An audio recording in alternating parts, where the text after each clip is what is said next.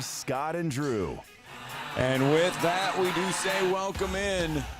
It is another brand new live edition of Talking Ball, 97.7 ESPN, The Zone. Scott Tyson, Drew DeArmond with you. We are live and we are on the road this morning. 256-576-4977. You want to be a part of the show, be a part of the program, just give us a call. What a day it'll be. We are live in Tuscaloosa this morning. The reason why, because coming up this morning at 11 a.m., you're going to be able to listen to some state championship football. That is because Madison Academy will take on Mobile Christian this morning inside Bryant-Denny Stadium at 11 a.m. So make sure you have that app downloaded. Make sure you, if you can listen to it near or far or in your car, feel free to do so. It's 97.7 ESPN, The Zone, and it's going to be a good day inside Bryant-Denny Stadium. A lot of state football to talk about this morning. Josh Pate's going to join us a little bit later in the show. We're going to talk some more college football because why not? And what a night it was last night inside the Von Braun Center. If you made your way down there, you got to watch a little bit of history being made. Middle Tennessee taking on Tennessee in women's basketball.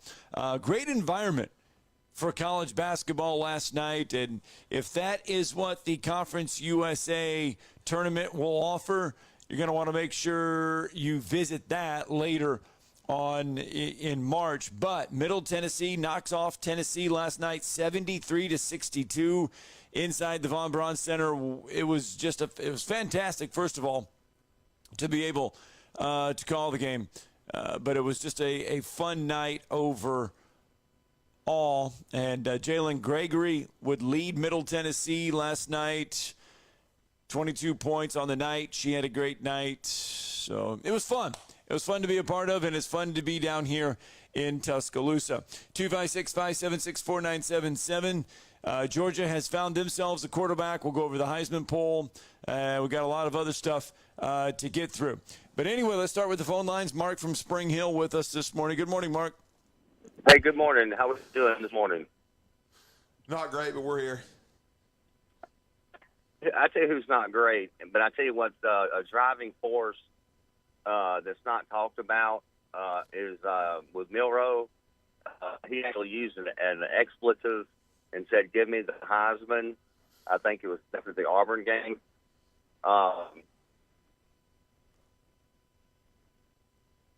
Hello? We got you? So Remember. I'm sorry. No, go ahead. Finish what you're saying. Okay. I mean, I know. I'm just saying that you're supposed. The best player on the best. The best player in college football. I just have a problem with someone who's going to win it and will win it with 3 losses. If you're the best, greatest player, and you exemplify that, then I don't see that team losing 3 games. And that's just my opinion. I don't know. And let me just tell you this: the best player in college football didn't even get an invite because he got hurt, and he's a tight end, and that's Brock Bowers. Yeah. Well, Brock would have been a candidate.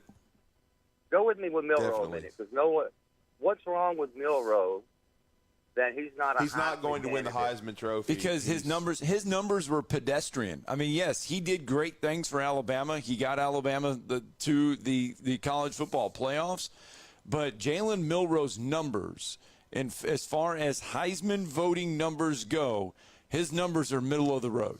They're good. They're not great. Right. He'll be a Heisman candidate next year because he established himself. But he had a great second half of the season, but it wasn't enough to be a finalist. To be honest with you, though, I don't think they should have had but 3 finalists. I don't think Marvin Harrison Jr. should be there. Right. So I agree with that one. Yes. Yeah, because he didn't have as good of numbers as Jaden Daniels' best receiver, our good friend Malik Neighbors. So since he didn't have as good of numbers as Malik Neighbors, I don't think he should have been there. He's there because Ohio State had a great season up until the Michigan game, and he was Maserati Marv before the season started. And a lot of it was because of that and because of the year he had last season. when he torched Georgia before getting injured. Right. So I think he had a really good year, but I don't think he should have been a finalist. I think that the top three should have been the quarterbacks. Jaden Daniels, who should win it. Here's my deal with Jaden Daniels. If Jaden Daniels isn't on LSU, they're 6-6 or 5-7 probably. I mean, they've got a losing record. They got a chance to win 10 games now. He put up video game numbers, even when losses, like to Alabama, as everybody saw. He got knocked out at the end of that game. But before he got knocked out, they were down 2 scores, but he had made all kinds of unbelievable plays.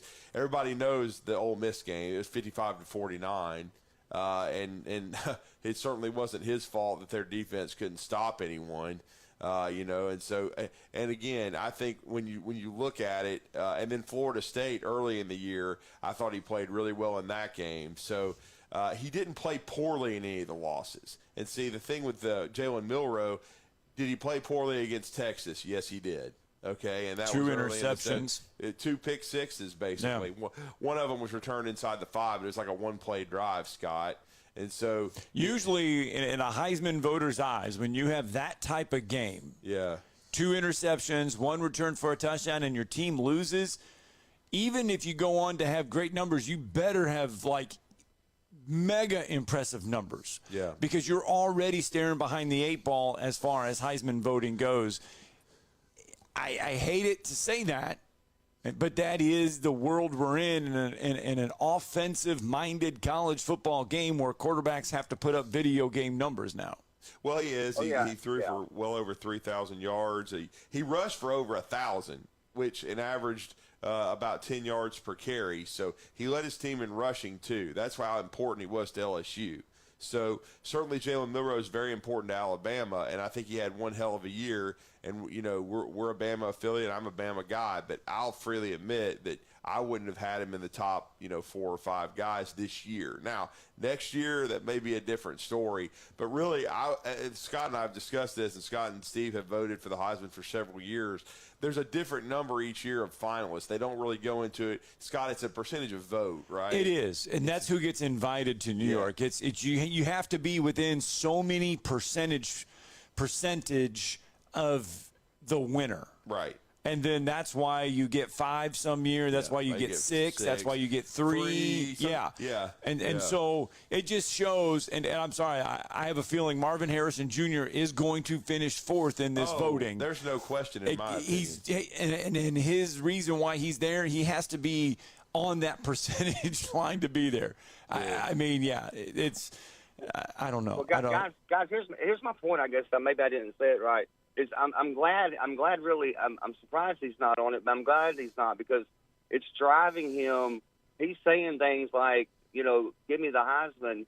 I don't know if y'all saw that, but I think the whole national. I think it was right after the Auburn game. He said that, and so it's like if whatever it's taken for him, and it's like I'm being left out. Okay, well I'll show you type thing.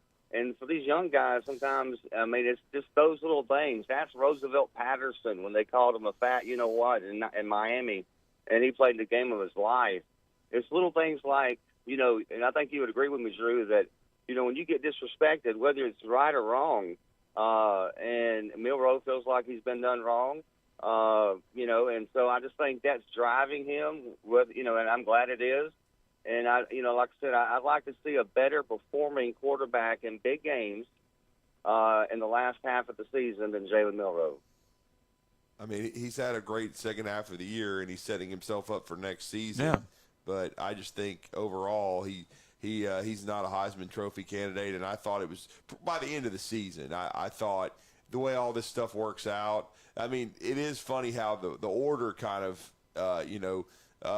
it fluctuates. Like, I'll say the first third of the year it was probably Penix. That's what everybody was talking about when they beat Oregon. Yep. Penix. And then Bo Nix got hot, okay? And then they mud-holed Utah. They were mud-holing everybody, and they ran through the rest of the Pac-12. And then it was Bo Nix. And then Jaden Daniels was always there, but again, it was because of the 3 losses, like we've already said, but he kept putting up video game stats. Yeah. And then Bo Nix loses a tough one to Washington. It's interesting, though, that Penix has lost a lot of momentum, and you would think being undefeated and in the playoff and a conference champion would keep him. And I think he'll finish second, but he would be more prominent as the guy to win it. But I think people watched the Arizona State game, and even though they won, he struggled. And he had some struggles, late in the season and threw 8 interceptions. And I'll just be honest, Scott, the SEC's hard to ignore. And then no, it is. And then the stats, and you've looked at them because you had to vote. And the stats of Jaden Daniels are hard to ignore. And that's the problem for Jalen Milroe, right? Is that in your own conference, right? Jaden Daniels put up 3,812 passing yards and 40 passing touchdowns. That led the conference by far. Well, not even by far in passing yards. Carson Beck, by the way, ended up with 3,738 passing yards, just under Jaden Daniels, and 22 touchdowns to 6 interceptions. Jalen Milroe was 8th in passing yards in the conference. Right.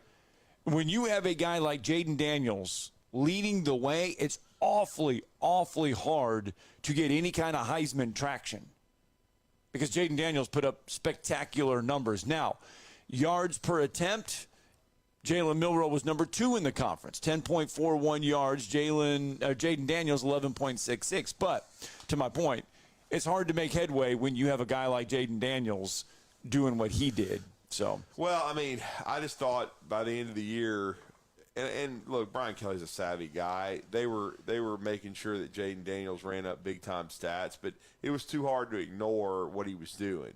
I mean, I even noticed it, in the loss to Florida State, Scott, like his ball placement, and then I think you probably remember the Mississippi State game where nobody knew yet how good State was, and they ended up not being very good. We understand that, but there was high expectations for State. LSU had already lost a game. So you're wondering, are they going to have a battle over at Mississippi State, in Starkville? Could this be a situation where LSU maybe not be the real deal? And LSU went over there and laid waste to them. And I just remember all the big-time throws that Jaden Daniels was making. And then what he did against Missouri, to win that game over at Mizzou. Don't forget, Mizzou's only lost 2 games. And one of them was 49-39 because Jaden Daniels ripped up Missouri. So every game pretty much he ripped everybody up. He didn't finish the Alabama game, but he did enough in that game.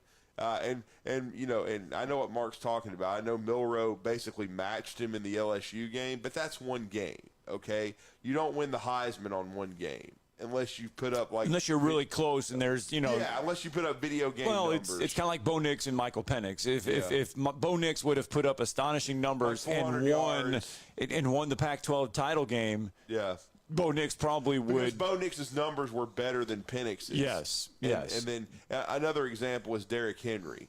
He all the well, Mark Ingram in the South Carolina game that he had. He put up great numbers the rest of the season too. Yeah. But you're right. That got him. Well, and I remember but what sealed it, if you remember, Auburn kind of shut him down. Remember, that was a tough game. Alabama won, but then he had a huge game running and receiving against Florida in the SEC championship game, which was before the Heisman was awarded. Yes. Which basically, and it's the same way with Bryce Young. I don't think Bryce was the cod lock cinch. He was in the mix for the Heisman until he beat Georgia. When he beat Georgia in front of the entire country and threw for 400-plus yards, that got it. But, Leonard Fournette was the front runner going into the Alabama game because that was one of those games of the century type things. And then Derrick Henry completely outperformed him. And then the rest of the season put up big-time numbers and won the Heisman. Remember, he broke Herschel's rushing record and everything like that. So that's how sometimes Heisman momentum shifts. But I just think this year, Jaden Daniels' video game numbers are hard to ignore. And we've already set the precedent. You voted like Robert Griffin III won it with 3 losses. Yeah. I mean, the precedent's been there. So. Yeah, we have. We've had it. All right, let's get our first break in. When we come back, phone lines are still open to you, 256-576-497. It's Talking Ball on the road in Tuscaloosa.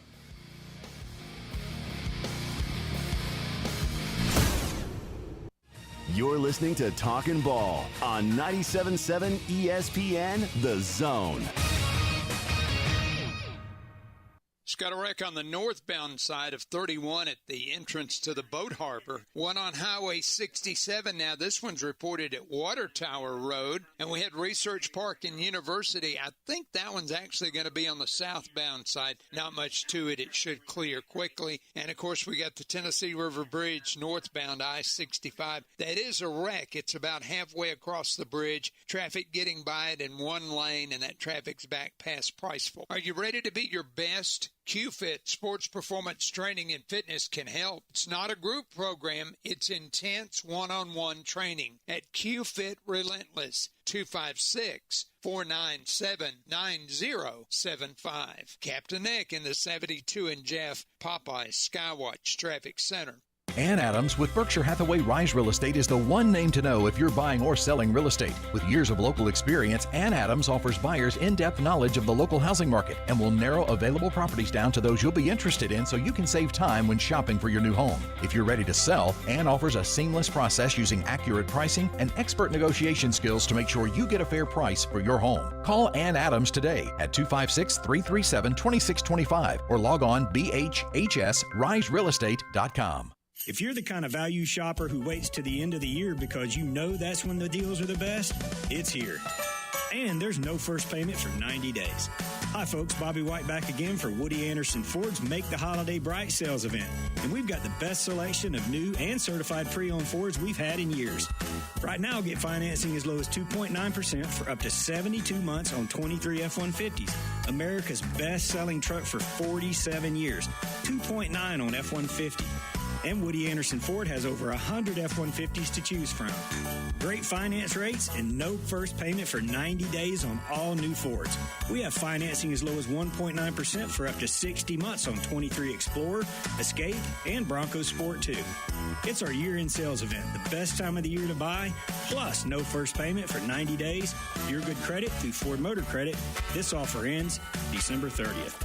Come by and make your holidays bright at Woody Anderson Ford. We hope to see you soon. It's time to get ready for game day.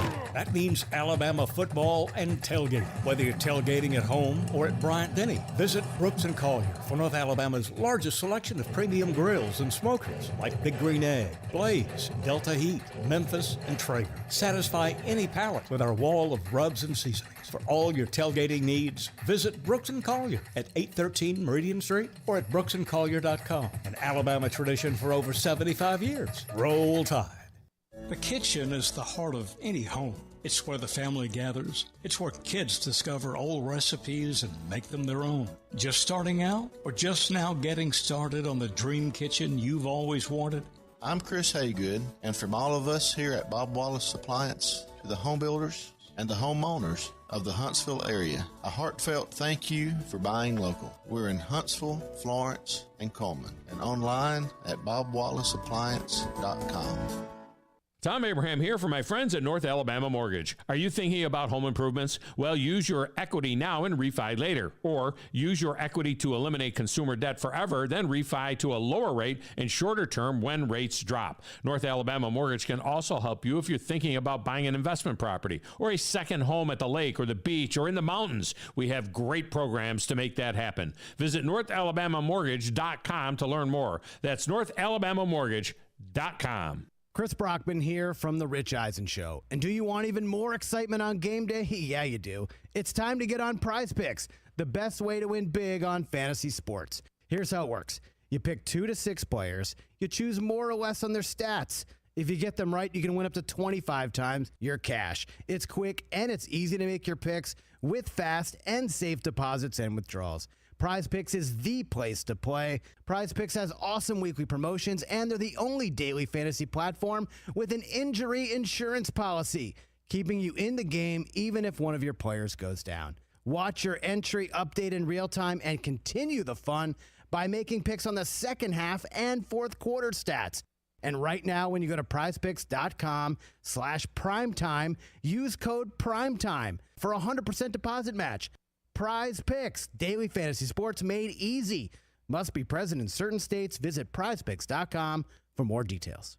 From the Nick Saban Show. We talk about finishing. You know, that's like the number one word. To Alabama football. Touchdown, Alabama! We are 97.7 ESPN, The Zone.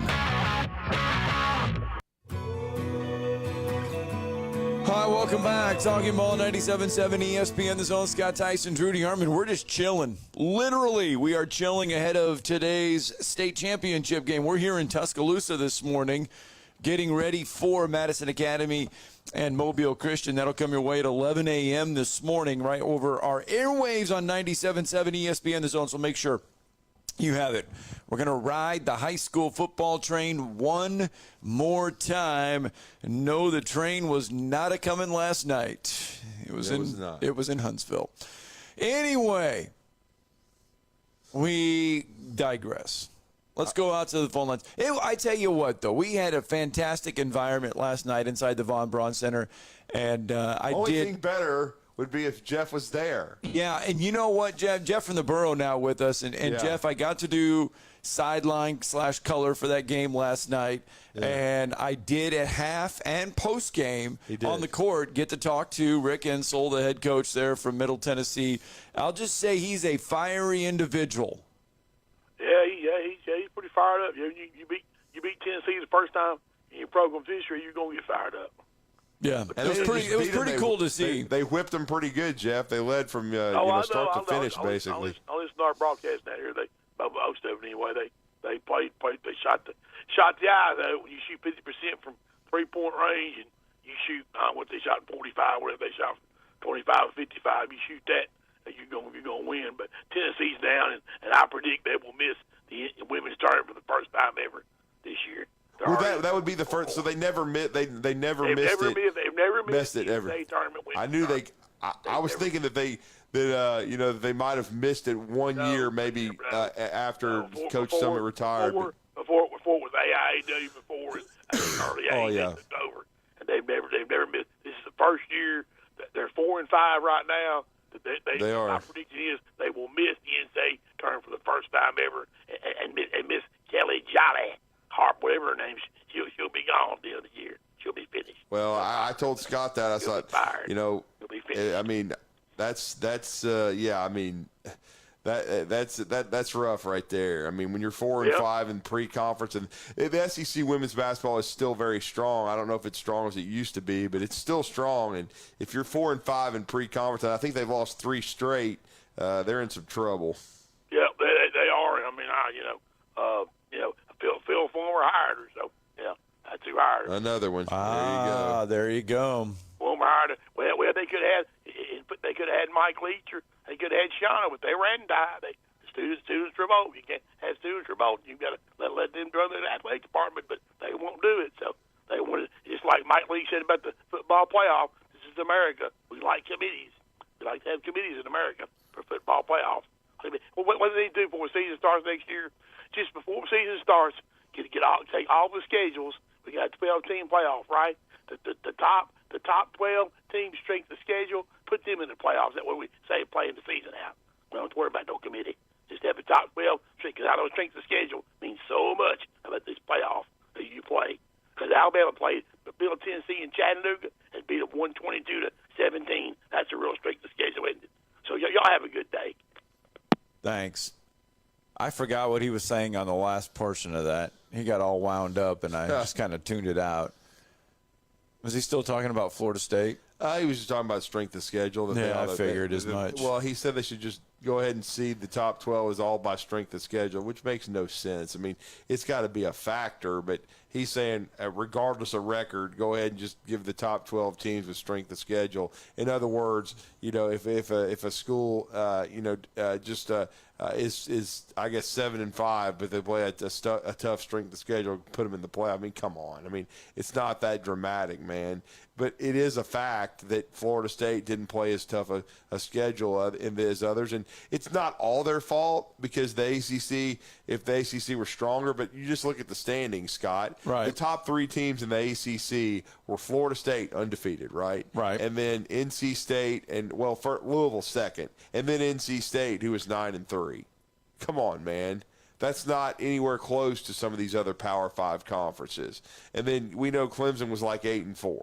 Okay, so again, the ACC just wasn't strong enough. Now, if Florida State had gotten a little help, right? Like if Georgia had knocked out Alabama, and potentially if Texas had been upset by Oklahoma State, if everybody had 2 losses or more, then FSU would have been in, even with a third-string quarterback, because there's no way you can deny it. Okay, because there's just certain things like if you have 2 losses or more in a 4-team playoff. Now, in a 12-team playoff, it's a different set of circumstances. And then they would have been in a 12-team playoff. Right. But in a 4-team playoff, if they had had a little bit of help, they still would have got in. Would they have still gotten whacked?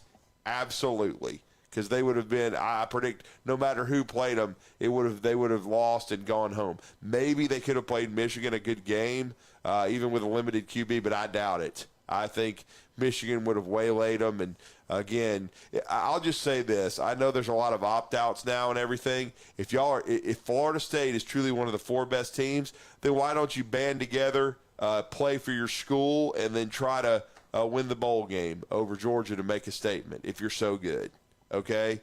I mean, if your backup quarterback, Rodenbach, can beat Georgia, that would be making a huge statement. But like I told you, there's already been some FSU guys going to the transfer portal. So who knows, man? But it's just one of those things. I feel bad for Florida State, but it was just an unusual year, man. There was a lot more teams in the mix than there usually is. I mean, usually there's 5 or 6. Right. But this year there was a legit 7 or 8, and that's why everybody kept saying, hey, this would have been a great year to have that first playoff. But I'll also say the ACC can blame their idiotic leadership because them in the Pac-12 and the Big 12, they blocked it. If you had gone ahead and let the playoff happen, we'd be 12 teams right now. We'd be 12 teams this year. There would be no complaining. You'd be like, well, there might have been a little bit of, well, we should have been seeded higher. We're undefeated. We'll use that as motivation. Then we're going to go out and get our ass But you're still whipped. playing. But you're still playing. So. And you don't have guys declaring for the draft. Florida State has lost a wide receiver for their bowl game. Right. One of their top wide receivers actually is going to skip. That would be Johnny Wilson. He declares for the NFL. He opts out. Arizona State transfer, Yep, he opts out of the Orange Bowl. So opt-outs are already happening in that bowl game. Yep. All right, 7:20. Let's go to LC real fast. Good morning, LC. Morning, guys. Really enjoy your show, as you know. Pat Summit's a hard act to follow, boy. For the nearly impossible. It's impossible. Well, Kelly Harper, I think, is the second coach. She is. She's the second coach to follow after Pat Summit. Yeah. Yeah, MTSU ladies, congratulations to them. But man, that's a tough job as far as the lady ball's job. Guys, the rumor is that, and it may not be true, but that Marvin Harris Jr. is quite possibly going to go into the transfer portal, and it's going to be the highest bidder free agency type situation. Here's my question. This might seem a little off the wall, but I'd just like you guys' input on this.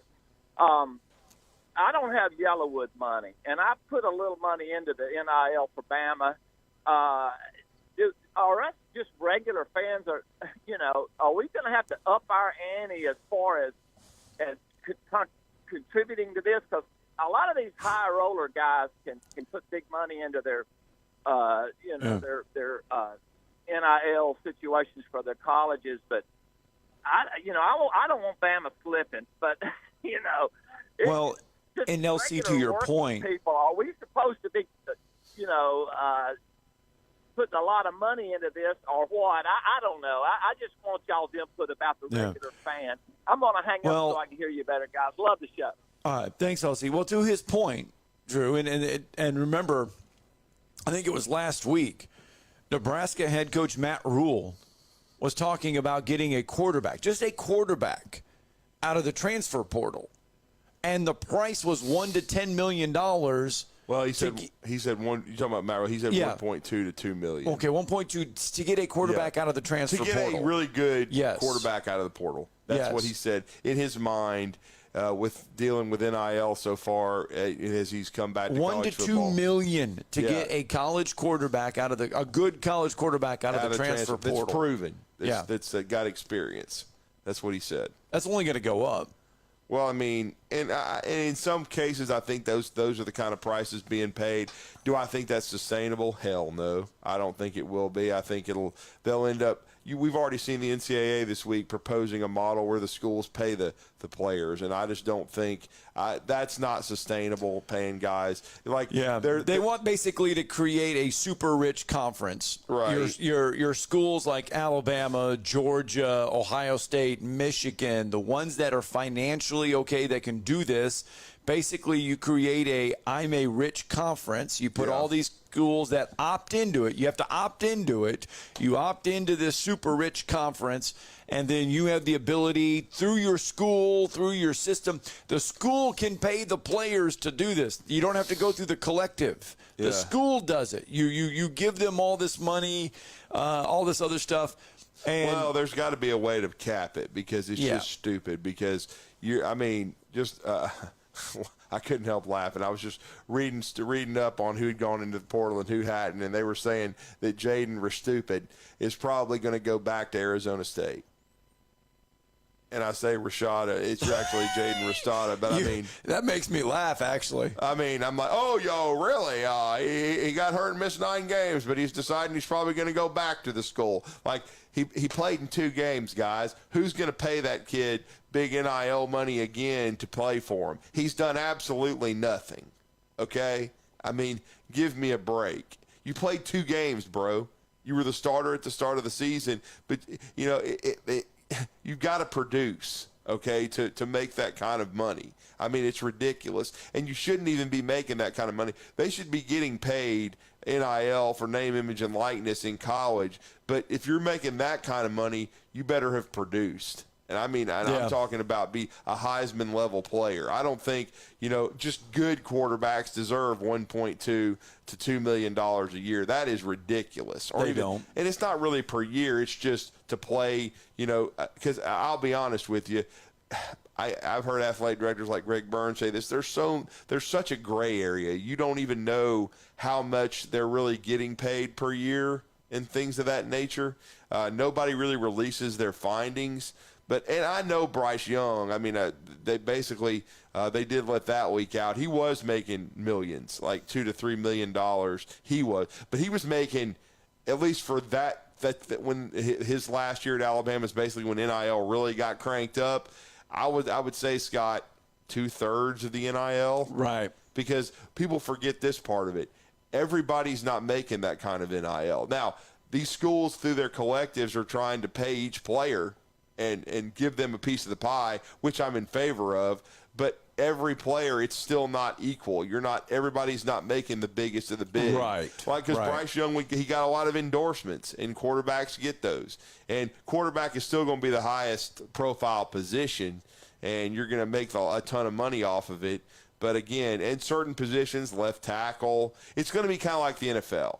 When you look at the contracts, what are the positions that are prioritized the most? Quarterback, left tackle, right tackle, because again, that's part of protecting a QB, and then pass rushers. To me, those are the top. You think 4 wide positions. receiver is working its way in there? A little bit, but not nearly like quarterback in the tackle spots, and then pass rushing. All right, 7:34. Let's Bailey, we got to get a break in, right? Or do we just? Yeah. Okay, let's get a break in. When we come back, I'm just losing track of my time. Jason and Pat from Tuscaloosa, you guys are up next. We'll get to you guys after we get to this break. We're live in Tuscaloosa. You're listening to Talkin' Ball on 97.7 ESPN, The Zone. From the Fox 54 Weather Center, I'm Chief Meteorologist Jordan Dressman. A mostly sunny sky this afternoon. Temperatures climbing into the mid and upper 50s. Looks like we're going to make a solid run at 60 degrees. A little warmer as we head into the overnight. You're also going to notice more cloud cover across the area as we head into the earliest hours of Friday morning. Temperatures only dropping into the upper 30s and lower 40s. A mostly cloudy to overcast sky for your Friday afternoon. Temperatures hanging out in the lower 60s. We are going to stay dry on Friday. I'm Chief Meteorologist Jordan Dressman on your home for ESPN Radio, 97.7 ESPN The Zone. Traffic trying to go northbound on I-65 still backed up past the Priceville exit. The wreck is on the Tennessee River Bridge northbound just as you start down the hill. Don't think we've got any injuries there, and it looks like they're getting one lane of traffic past it. Had a report of a wreck at the Boat Harbor northbound coming out of Decatur. Everything's clear there. 67 and Water Tower Road may be still working, and Research Park and University should be clearing. Officers, construction workers, and first responders put their lives on the line every time they step on the roadway. Why not make it safer for them? Slow down or move over. It's the law. Captain Nick in the North Parkway Popeyes Skywatch Traffic Center. Specializing in simple and affordable rentals, McCurry Van and Car Rental can make sure you have just the right vehicle for your next family vacation, weekend getaway, or if you just need transportation while your vehicle is being repaired. McCurry carries Ford Transit vans and Mercedes Sprinter vans, trucks and work vans, and more. And they offer discounted rental rates for long-term rentals. Now with 4 locations: Athens, Muscle Shoals, Coleman, and Huntsville. Log on McCurryRentals.com to make your reservation now. That's McCurryRentals.com. It's time to ring in the new year right. Bama, a winner over the Georgia Bulldogs, claiming the SEC title. It's the Alabama Crimson Tide and the Michigan Wolverines in the college football playoff semifinal at the Rose Bowl. Our coverage starts at 1 on New Year's Day on your home for Alabama football. Listen to Alabama football all season long on 97.7 ESPN The Zone. You want the right specialist for your recovery. At SportsMed Orthopedic Surgery and Spine Center, we understand every body is different. Your muscles and bones are unique, as is your body. Our SportsMed specialists offer innovative treatments and minimally invasive procedures, allowing you to quickly return to the life you love. Locations in Huntsville, Madison, Athens, and Decatur, and on the web at sportsmedalabama.com. Improving performance, improving lives. At Bryant Bank, we recognize your time is valuable, and easy, secure access to your finances is essential. That's why we provide the financial tools you need to manage your money on the go and make life a bit easier. At Bryant Bank, we're here to help with instant debit cards, Apple Pay, person-to-person payments, and more. Bryant bankers want to show you how beneficial our digital banking services can be. Learn more at bryantbank.com. Bryant Bank. Live legendary. Member FDIC. Chris Brockman here from The Rich Eisen Show. And do you want even more excitement on game day? Yeah, you do. It's time to get on Prize Picks, the best way to win big on fantasy sports. Here's how it works. You pick 2 to 6 players. You choose more or less on their stats. If you get them right, you can win up to 25 times your cash. It's quick and it's easy to make your picks with fast and safe deposits and withdrawals. Prize Picks is the place to play. Prize Picks has awesome weekly promotions, and they're the only daily fantasy platform with an injury insurance policy, keeping you in the game even if one of your players goes down. Watch your entry update in real time and continue the fun by making picks on the second half and fourth quarter stats. And right now, when you go to prizepicks.com/primetime, use code PRIMETIME for a 100% deposit match. Prize Picks, daily fantasy sports made easy. Must be present in certain states. Visit prizepicks.com for more details. There you go. Welcome back. Talking Ball, 97.7 ESPN The Zone. Scott Tyson, Drew DeArmond. We are hanging out and chilling here in Tuscaloosa, getting ready for this morning's Class 3A state championship game, Madison Academy Mobile Christian, and a huge thank you to our good friend Arthur Seaton and University Kia. We got to give them a huge thanks because they put us up in one of the hardest vehicles to find, and that is a brand new Telluride. And let me tell you, it rides like a dream, and it drives like a dream as well. So a huge thank you to Arthur Seaton, University Kia. He'll be down here later today. The number one largest volume Kia dealer in the state of Alabama. Don't forget, we will be live from University Kia on Saturday from 9:30 to 11:30. So we will have a Saturday show coming up for you. We're doing 6 shows this week, not 5. Yeah. So we are putting in the work. But a huge thank you to Arthur Seaton. Had those heated seats on all the way and just kind of cruised on down. I tell you Yeah, what, those hellacious gas mileage too. It did. Beautiful gas mileage. Those heated seats were hellacious. It was great. It was a good trip, but it's all in preparation for all business, and that is to get Madison Academy the Class 3A state championship. All right, let's go out to Jason this morning. Good morning, Jason. Hey, good morning. Morning, sir. Hey, have you got Scott down to the Waysider yet down there on Greensboro Avenue? We could have used it this morning. That's all I can say. Used the what? The Waysider. What's the Waysider? Breakfast spot. No. Yeah, I'm gonna tell you what. The continental breakfast here is less than desired. I mean, I'd like to give it a 5-star, but I'm going to give it a half. Yeah. When you go in, the first table to the right is Bear Bryant's old table. They got his hat sitting there and his last paper he read, but in the Waysider. So that's where you want to sit down at when you go in there. No, I've been to the City Cafe. Yeah. That's in Northport, right? Right. Or across. The Waysider's from us. Okay. The food's actually good. And several of the players eat there now. I know Milrow goes there all the time. Well, I know that They John take Parker his Wilson picture used out to. Yeah, John Parker Wilson and his dad used to eat there, I think, every Saturday before the game. Yeah. Yeah, it's a excellent. traditional place. I'll be honest, Jason, it's one place that I haven't ever eaten at, but I know as soon as you said it, I knew what you were talking about. And we could have used it this morning.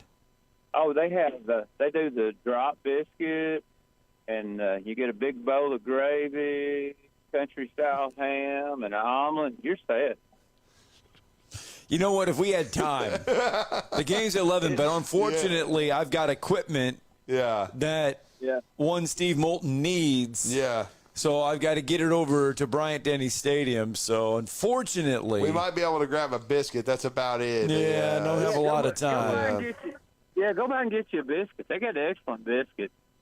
Well, I was talking more like a driver. Yeah. Oh, man. We gotta get. I was trying to get you some red-eye gravy. Well, we're trying. I mean, we'd love to, but like Scott said, I mean, we only got like 2 hours. So. We don't have much time. I mean, we don't even have that. We got, by the time we leave here, we got maybe 15, 20 minutes because Mr. Moulton is expecting our stuff around 9:30. So we don't have a lot of time. Right. Oh, okay. Y'all are not. Yeah, we're like on a schedule. So. Yeah. Hey, on this name, image, and likeness, if I'm not mistaken, if they use your name, you get money. If I go out and buy a number 4 jersey from somebody, somebody should get some money for it, whichever player. Yeah. And if somebody uses them on a video game, whatever profit the video game makes, they're supposed to make money. It's not. I'm going to give you $8,000 and nobody's bought your jersey yet, or nobody's put you in a video game, or nobody has asked you to do a commercial. Yeah. It's not you're name, right. image, and likeness. You're right. That was the intent. The intent was for individuals to take advantage of their name, their image, and their likeness. That was the intent of it, where a car dealership, a restaurant, something would give you money give you a couple thousand, $5,000, $6,000. The intent of name, image, and likeness was not to go out and buy a college quarterback for $1.2 million and have him come to your program. Yeah, it was for you to get paid for on-field production and for companies to willfully come to pay you, not for colleges to say, hey, come to my school because we suck, like Tennessee, and we need players. So that Tennessee's trying to buy Jordan Seaton, the left tackle at IMG Academy, because they stink. Yeah, and the sacrifice that's being made on this is to the top. There's not many college students good enough to play sports, but they're paying a big enrollment fee. And the enrollment fee to go to that college is getting passed that way for this name, image, and likeness. I have a high school senior this year, and she applied at Auburn, and you didn't get, well, the money's not there for them to give because they're paying off coaches right now. Oh, yeah.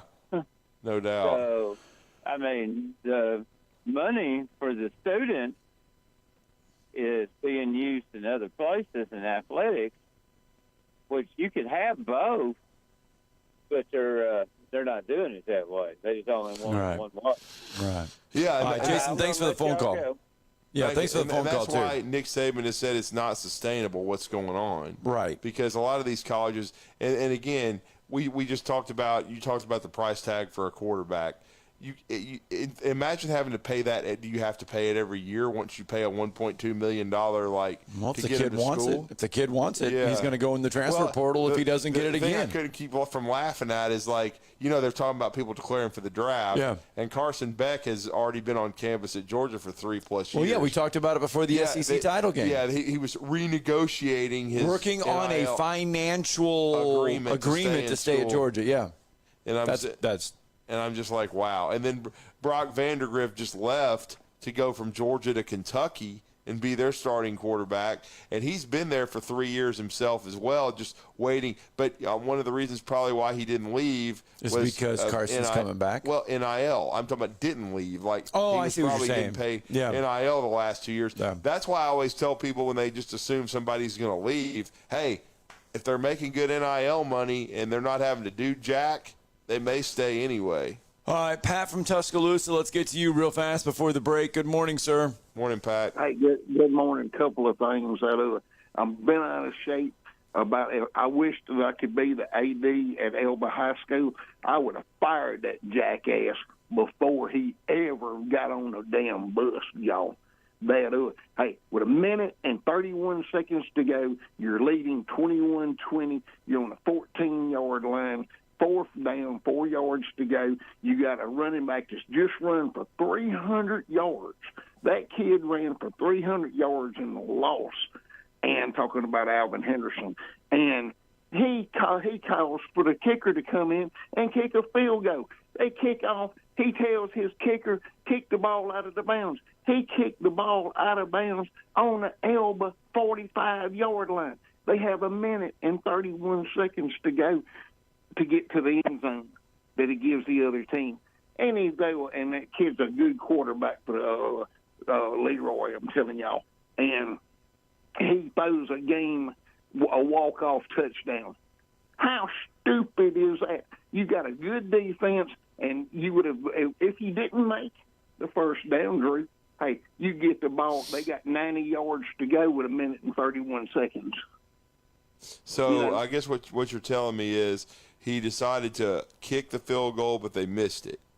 No, they made the field goal. They went up 24 to 20. Okay, so they did make it. I got you. But they gave up the late touchdown. But then they kick off and they kick the ball out of bounds and they get it on the I guess it's the Elba. They get it on the Elba 45-yard line with 1 minute 31 to go to the goal line. Right, gotcha. How stupid is that? You could have had 1 minute 31. If worst case scenario, you give them the ball on the 8 or 10 on the 10 or 12-yard line. I would have squibbed it. I definitely would have. I would have kicked it deep and tried to squib it at the very least. I wouldn't have. Are you saying did he kick the kickoff out of bounds? Yeah, he told him to kick it out of bounds, but the kid kicked it out of bounds at the Elba 45-yard line. He kicked off from the 40. It only went 5 yards out of bounds. Yeah, that sounds like that's a missed kick right there. But yeah, I would have kicked it deep. Yeah, exactly. The kid didn't understand the coach. It was just very, very poor coaching. But what I called y'all about this morning is Walter Nolan is in the transfer portal, y'all, and Stewart. Now, which one of these guys is Alabama going to go to the Drummond children and ask them to open up the coffers? What's going on here, Drew?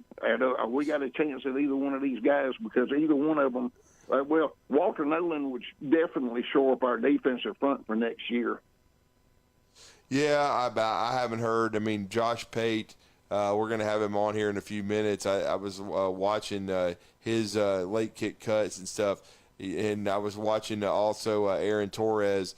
I'm not hearing Alabama right now. That doesn't mean it won't happen. But matter of fact, Texas has been, talked about. Oregon's been talked about, but I have not heard Alabama so far. Now, that doesn't mean it won't happen. But I'll just say this. Alabama did not, stay in the race for him the last time because it was such a circus. And, I mean, I've heard Tennessee mentioned because Tennessee was in it heavily, Pat. But I don't know that I would think Alabama might be involved with Evan Stewart more so than Walter Nolan, but we'll have to see. All right, Pat, thanks for the phone call at 7:50. We got to get a break in. Short time left to wrap up hour number one. Brandon, hopefully we'll get to you coming out of the break. You're listening to Talkin' Ball on 97.7 ESPN, The Zone. Got a wreck just reported at Wall, Triana, and Yarborough Road. That one is coming in as an injury type. One on the Tennessee River Bridge northbound I-65 still causing problems. That traffic has been backed up past Priceville for a good part of the morning. Everything else seems to be moving along in pretty good shape. I don't think we've got any other accidents that are causing problems. 67 in Water Tower was a no injury in Morgan County, so it should move quickly. Someone dies from heart disease every 36 seconds. Dr. Randall Burns and the team at Huntsville Heart Specialist on Bob Wallace Avenue can help you to keep your heart healthy. Captain Nick in the North Parkway Popeye Skywatch Traffic Center. Injuries at work happen all the time in Alabama. So do motor vehicle and slip and fall accidents. If you're hurt at work or injured in an accident, I want you to call my good friends at Pond, Lehocky, Giordano. That's Pond, Lehocky, Alabama's injury law firm. They got your back just like they've got mine. For personalized legal support, reach out to Pond, Lehocky at 855-774-3838 or pondlehocky.com. The representation is made that the quality of the legal services to be performed is greater than the quality of legal services performed by other lawyers. Football season and Bad Daddy's Burger Bar. The perfect combination of good times and great food. This season, score big with one of our chef-inspired expressions of pure burger amazingness. Our delicious burgers are made with premium Angus beef, and you can pair it with one of our signature cocktails or a cold craft beer from our huge selection. Bad Daddy's Burger Bar on the Parkway in Huntsville and our new location at Cliff Farm, Highway 72 in Madison. This segment of Talkin' Ball is brought to you by University Kia, the #1 volume Kia dealer in the state of Alabama. Located online at universitykia.com.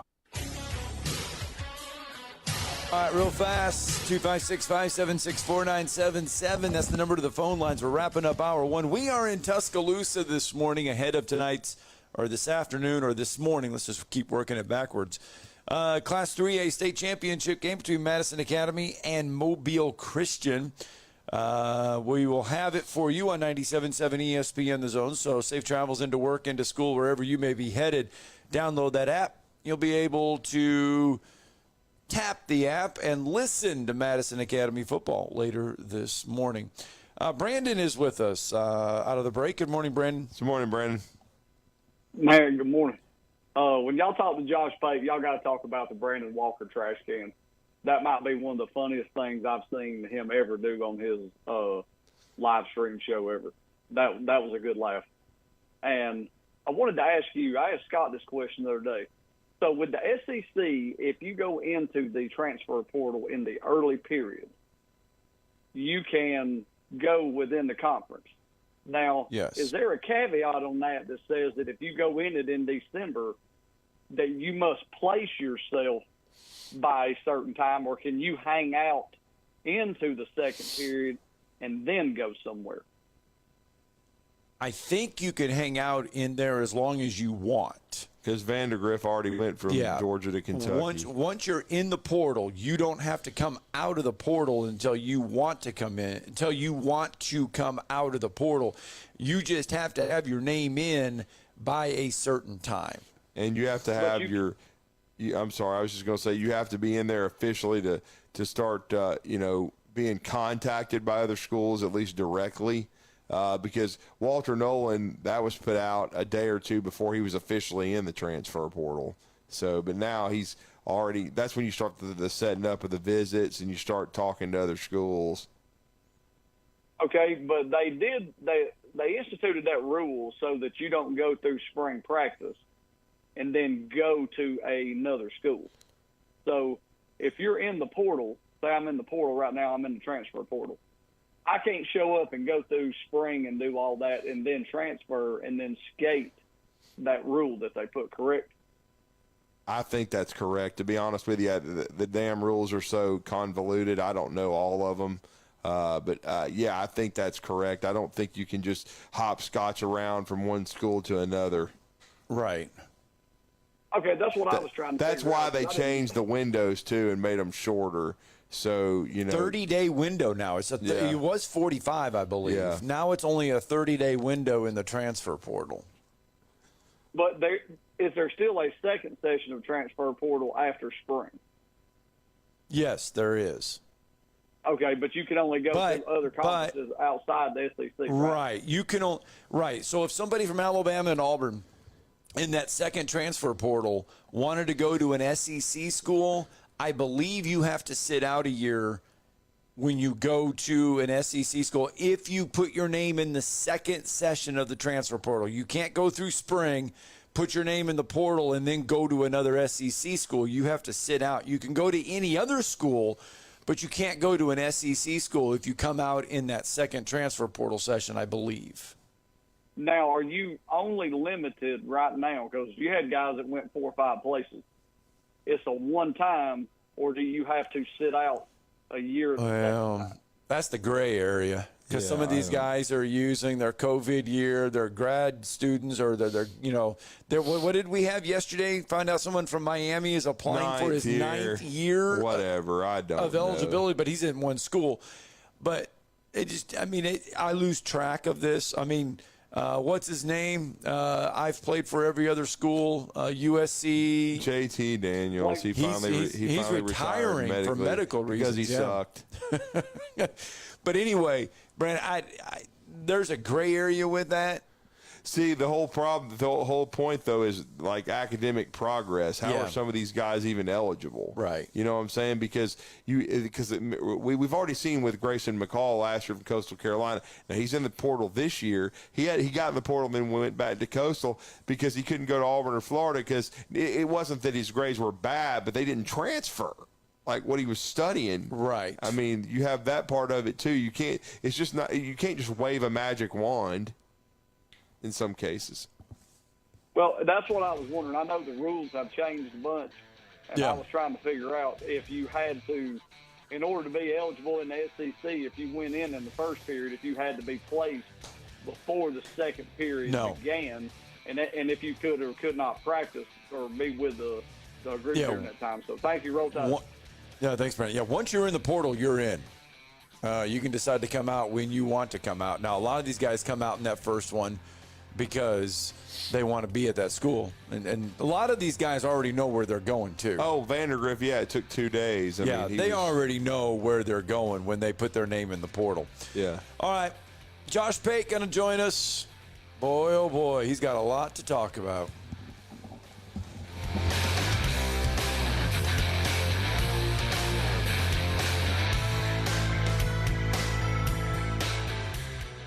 This is Brent Musburger's VSiN Action Update on 97.7 ESPN The Zone. Take the guesswork out of your holiday gifts. OmahaSteaks.com for 50% off site-wide and save an additional $30 with promo code VSIN. OmahaSteaks.com. Thursday night football, the Steelers are home against the Patriots. Pittsburgh 7-5, 4-3 at home. The Patriots having an uncharacteristic, dreadful season, just 2-10, 1-4 away from home. On the injury report, Steelers QB Kenny Pickett is out. He had surgery for an ankle injury. For New England wide receivers Juju Smith-Schuster and Devontae Parker, both questionable with knee injuries. New England, the 6-point underdog on the road, plus 230 on the money line. The over-under 30.5. NBA in-season tournament tonight. The Bucks by 4.5 against the Pacers. The Lakers by 1.5 against the Pelicans. Get the latest lines and more at vsin.com. WZZN, Union Grove, Huntsville, Alabama. 97.7 ESPN The Zone.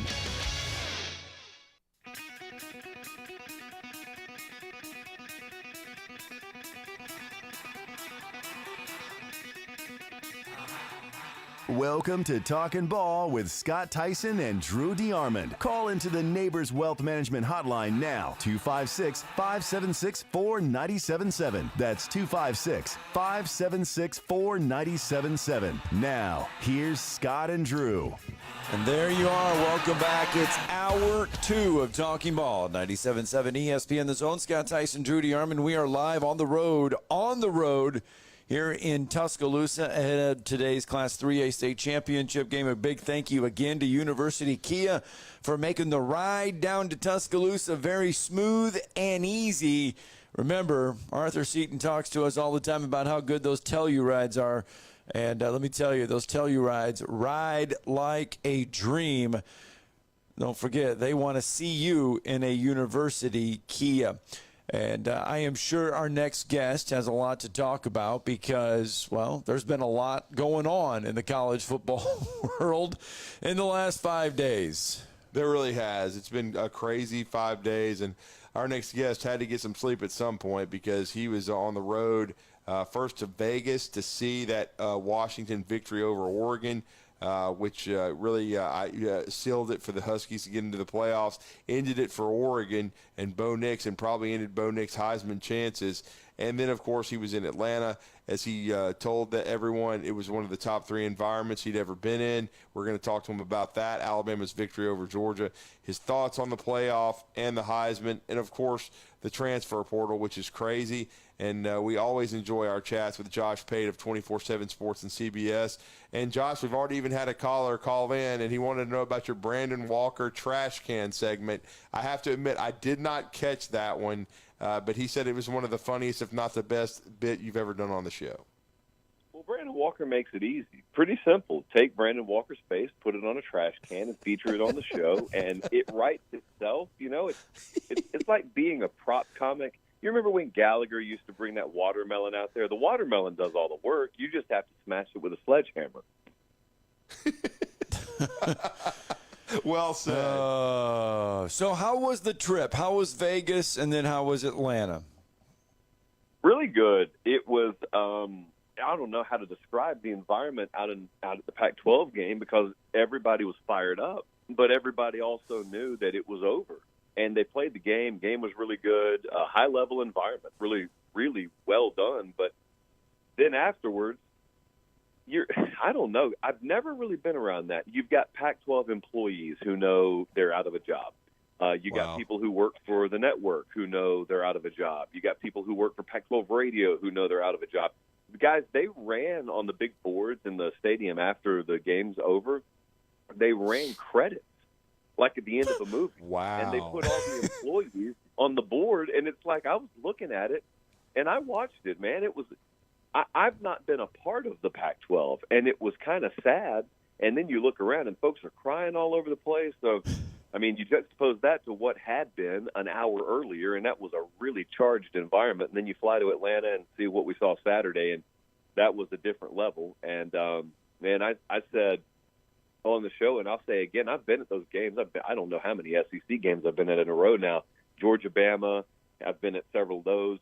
That was about as good as I've witnessed the SEC championship game. I think there's a lot to say about what the dynamic's like when Bama fans are either an underdog or just Bama fans feel threatened like they could lose because it's few and far between.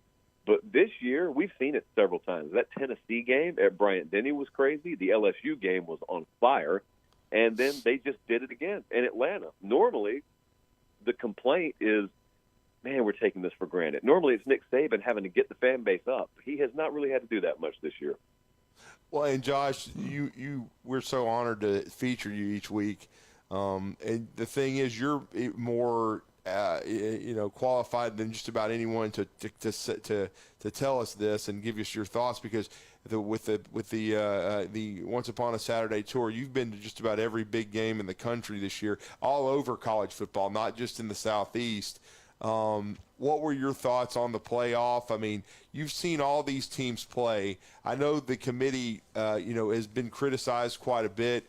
Do you think they got it right? And I guess, to me, though, I thought Georgia and Alabama were two of the best 4 teams in the country, but due to circumstances out of Georgia's control, they just could not It wasn't going to be possible unless a lot of things happened for two SEC teams to get in.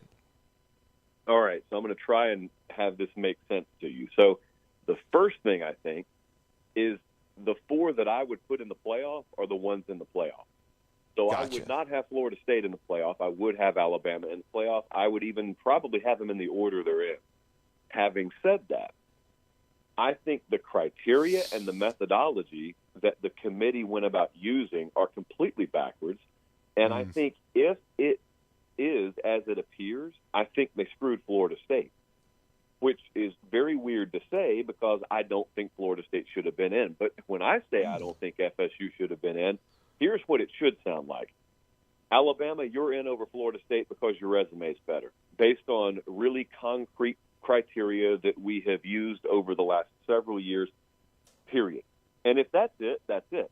But what they did is a week before the playoff selection, you got Bill Hancock going on record voluntarily and saying, hey, most deserving is not even in our lexicon. We're all about the four best, which is BS, and we've known that because there have been several years where the best four haven't gotten in. And then I got Dennis Dodd, who I work with. He goes and gets a committee member to anonymously tell him that it was gut-wrenching for me, but I just had to project how I thought they'd do in the playoffs. That is not your job. It's never been your job. That's what fuels conspiracy theory, and at the point where you go on the record with it, I guess it's not a theory anymore. It's just kind of fact. So if you're telling me Florida State got kept out because of that, that's garbage. I'm telling you Florida State should have been kept out because the resume wasn't as good as Alabama. I don't even care about the Travis injury, by the way. That's another thing that rubbed me the wrong way. We talked about this on this show the Monday or Tuesday after he got hurt. I told you I have no interest in a committee full of people who don't really know the game all that well to begin with, trying to define the value of a player. Like, I know they're not as good a team without Travis, but I don't know how much worse off they are. And if they've, got the resume they should be in, this was just it is the only time that just me personally, I've ever looked at the field and I have seen an undefeated Power 5 conference champ, and I have still believed that there were four more deserving teams. That's very unique. Never seen it before. But I can stand on my reasoning. I don't know that the committee can stand on their reasoning. You have seen Washington play, and you have seen Michigan play in person. Yes. Was there a case for Washington to be number one over Michigan? Yeah, there was a case. What was really weird about all this is I never expected anyone to use the off-the-field allegations about Michigan to try and keep them out. But I was really surprised that there was no conversation, or apparently there was no conversation, that at least entered the equation about keeping Michigan out of the number one seed because of that, and maybe putting Washington in the one seed because you didn't have any question about Washington and you did have question about Michigan. Having said that, I would venture to guess that Michigan may have just silently cheered that on. Michigan may have wanted the number 2 seed over the number 1 seed. Because if you're sitting there thinking you're about to draw Florida State, and then all of a sudden they drop Alabama on you, I think you saw the reaction in the Michigan. Yeah. Oh, they were happy. Oh, yeah. That was a tough thing. You gotta let the guys know the cameras are rolling. Come on, I know you guys are you're not new to this anymore. You've been to the playoffs several years in a row. But you need that applause meter.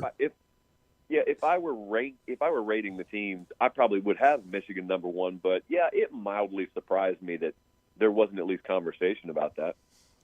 And then with the Heisman Trophy, that kind of played itself out in the the Pac-12 championship game. Pardon me. As we know, Bo Nix had a lot of momentum going into the game. He didn't play poorly, but his team didn't win. It's interesting that Penix has lost a lot of steam since early in the season. Is this Jaden Daniels award to win? Yeah, I don't know that there's much doubt about that. And I was looking at his numbers the other night. You guys know I'm not a huge Heisman guy, but I respect the award. I've just never had a ton of respect for the process. And having said that, I think the guy that I would vote for is going to end up winning it this year. So I guess that's good. But you look at his numbers, I think the best way to summarize why I think he should win it is number one, just put film of him on. But then number two, if that doesn't sell you, look at his rushing numbers and look at the fact that he has number one running back rushing numbers. On top of the prolific passing numbers, he's over 1,000-yard rusher. He's 8.4 per carry this year as a runner. And just unbelievable if you look at that blind resume. That's the one that makes it stand out to me above and beyond anyone else. Yeah, I don't. Scott and I talked about it in the first hour of the show. The video game numbers to me just to set him apart, and the fact that if he wasn't on LSU, Nussmeier's a good player, but they may have been a 6-6, 5-17 potentially. We don't know for sure, but their defense was just so porous that he was a tremendous impact guy that really carried them all year long. Now, initially, I know we've still got a few weeks to go, Josh, but I think it's two outstanding matchups in the playoff, though. Oh, it's awesome. Yeah, but that's why my advice has been anyone else who agrees that the right four teams got put in, but you also feel really bad for Florida State. My advice has been if you don't have a show that you have to do, just keep your mouth shut. Don't comment publicly. Let people grieve, and then the rage will subside. Christmas will come. People will focus on other things.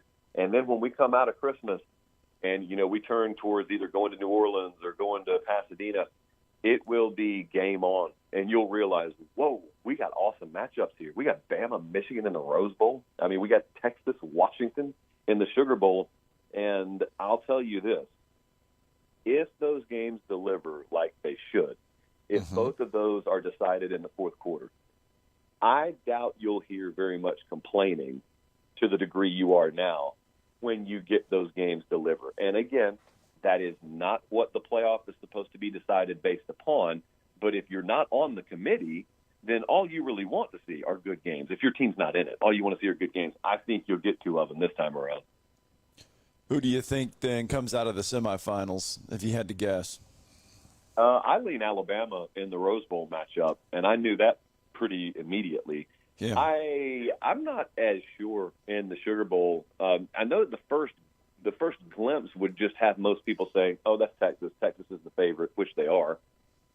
But having seen Washington in person twice, what stands out the most is they are really underrated on their offensive line. You know about the pass catchers, you know about Penix, but they're really underrated on their offensive line. And I think it's going to keep them from getting drowned by Texas, especially the interior of Texas' defensive line. They can overtake a lesser O-line. I don't think Washington is that lesser O-line. I think they're going to be able to do some things. Texas is vulnerable on the back end. I think that's going to be a dogfight, too. So I don't even know where I'm leaning in that one yet. Fortunately, they tell me we have like 2 or 3 weeks left, and that's a good thing you for got me. plenty of time. Now the only question would be, I don't think you'd ever be able to pull it off. But would you be able to go to 2 games in one day? Because they're across the country. It's not going to happen.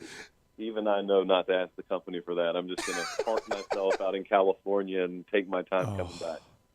I tell you what, that I've been fortunate enough to be at 2 Rose Bowl games, BCS, both BCS games actually.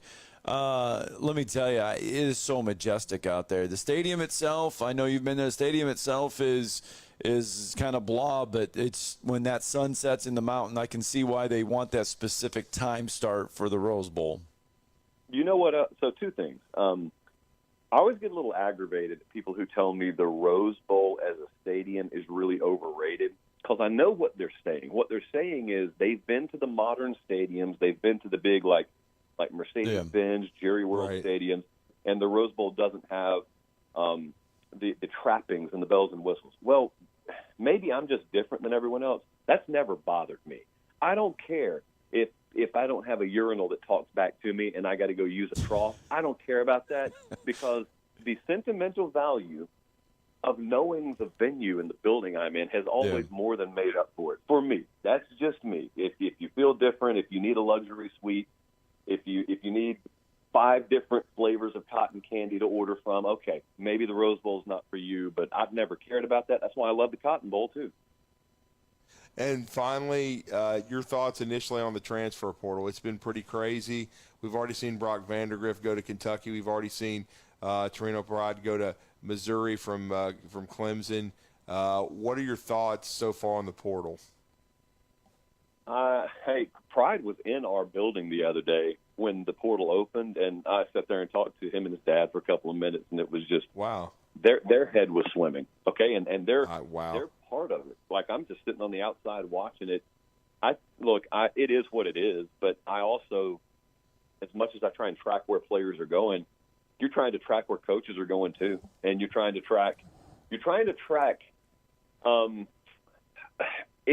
To me, I grade teams by position units. Okay, so it's not just an individual, where does he go? What is the net plus and minus of a position unit? And quarterback's a little different. You handle quarterback differently because only one of them plays at a time, but it's very, very important. And I'm so fascinated at what Dabo's about to do. I really wonder if he's about to make a move. He's not going to take 15 kids, but imagine if Clemson took a Keon Coleman last year, just him. You have no clue whether that would have been the difference in two outcomes, because it seems like he kind of was for Florida State. And you get those game changers in there, especially if you're a big-time program that just chooses to zero in on one or two of them. That fascinates me, and I also want to see if Lincoln Riley and USC, what they can do on the D-line. Yeah, I do not believe you'll ever import a line of scrimmage. You cannot do that. So they're not going to overmake that defense overnight, but they need to go get multiple difference makers up front defensively to have a shot. Well, you bring up Dabo. He kind of retooled his staff, didn't he? He shook the tree big time. I think this year rattled him. I don't know what he'll admit publicly, but you go 8-4, you're below double-digit wins for the first time in over a decade. You missed the playoff top 20 for the first time ever.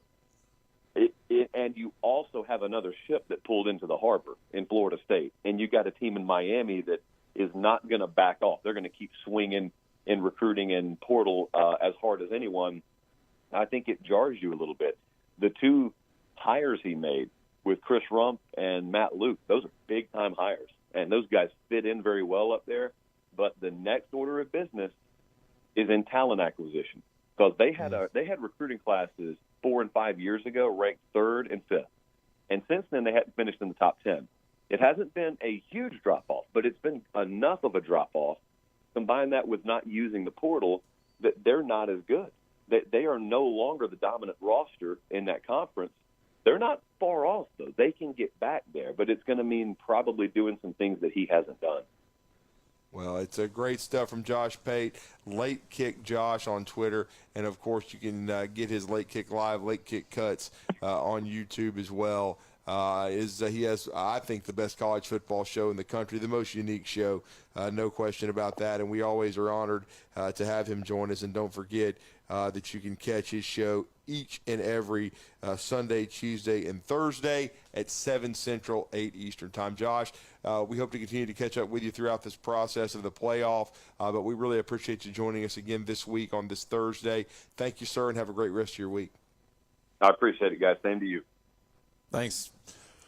Always some interesting stuff from Josh. I mean, yeah, but we didn't ask him about the Big Ten title game. I mean, come on. I mean, it was 26-0, man. I was monitoring it because I was watching the horrendous ACC game, but I did check in on the Big Ten, and it was already 10-0 in the first quarter. And I turned to my buddy, and I was like, "The dang game's over already, man!" I was like, "It's 10-0." I know. Hey, we did get a Twitter compliment saying that we have an LSU fan that was listening to us. Nice. And Joy's listening to us and giving Jaden Daniels his dues and for his Heisman consideration for all the numbers that he has put up. Let's get a break in, shall we? Phone lines are open to you, 256-576-4977.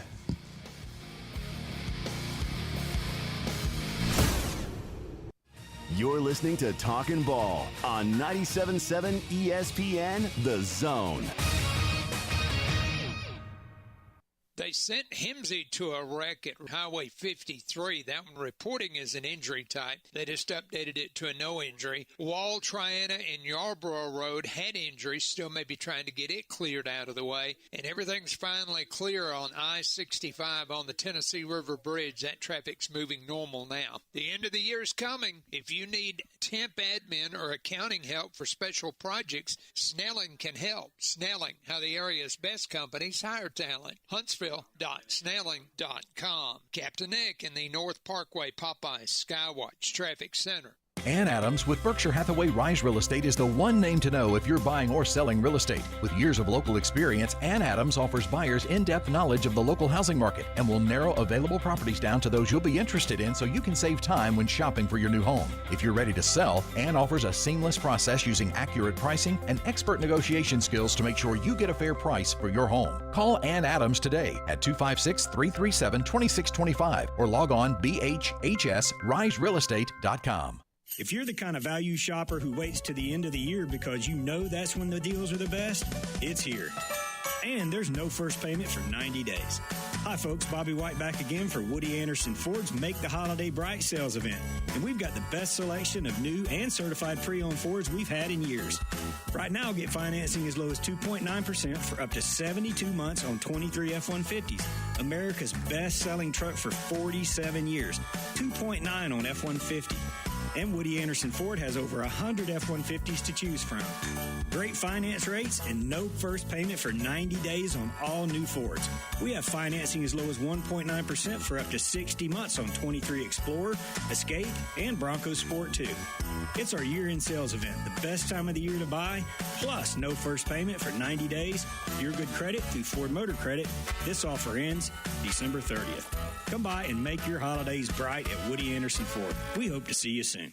Normally, when you call a roofing company, all you hear is, you need a new roof. Not when you call Fleming Roofing and Restoration. Since 1965, the folks at Fleming have been focused on what you need, whether it's an easy repair or a full roof replacement, commercial or residential. And when it comes to storm damage, you want Fleming on your side. They know all the ins and outs of insurance claims and will guide you through the entire process. Log on FlemingHSV.com and book your free estimate today. Fleming Roofing and Restoration. We show up. What if I told you that Bigfoot is real and that he's making the best donuts you've ever had? Come see for yourself at Bigfoot's Little Donuts. Come in and order from over 50 flavors, all made hot and delicious. Ranked in the top 100 donut shops in the nation by Yelp. Bigfoot Little Donuts. Order in store or online at bigfootslittledonuts.com for pickup or delivery from Grub South or DoorDash. South Parkway, Huntsville, and County Line Road, Madison. Bigfoot's Little Donuts. Chris Brockman here from The Rich Eisen Show. And do you want even more excitement on game day? Yeah, you do. It's time to get on Prize Picks, the best way to win big on fantasy sports. Here's how it works. You pick 2 to 6 players. You choose more or less on their stats. If you get them right, you can win up to 25 times your cash. It's quick and it's easy to make your picks with fast and safe deposits and withdrawals. Prize Picks is the place to play. Prize Picks has awesome weekly promotions, and they're the only daily fantasy platform with an injury insurance policy, keeping you in the game even if one of your players goes down. Watch your entry update in real time and continue the fun by making picks on the second half and fourth quarter stats. And right now, when you go to prizepicks.com/primetime, use code PRIMETIME for a 100% deposit match. Prize Picks, daily fantasy sports made easy. Must be present in certain states. Visit prizepicks.com for more details. Tom Abraham here for my friends at North Alabama Mortgage. Did you know that average home equity is at an all-time high? But so is average consumer debt.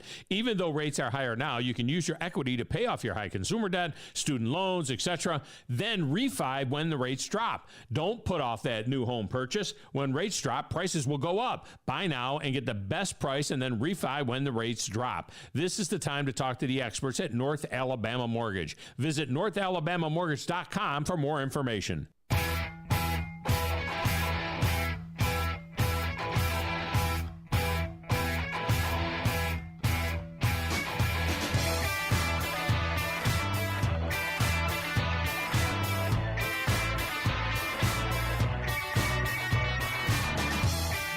Okay, let's hit that button there, shall we? We're live from Tuscaloosa this morning, talking ball, 97.7 ESPN, The Zone. Scott Tyson, Drew DeArmond hanging out before the Class 3A state championship game. Madison Academy, Mobile Christian. We'll talk more high school football here in just a little bit, especially at the bottom of the hour.